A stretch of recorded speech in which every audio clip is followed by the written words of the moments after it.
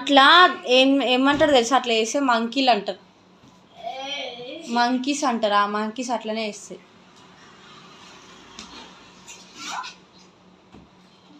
నువ్వేంది ఏమనిపిస్తుంది? ఏ చల్ నాడు ఇడికెళ్ళి తీసి కొడతా చెప్తున్నా. ఏయ్ దెబ్బ తగులుతుంది, ఆడ వాటర్ పడ్డాయి.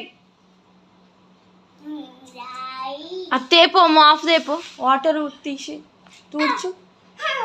అది తీయకు. ఏయ్ మళ్ళీ నువ్వేంది? ఏయ్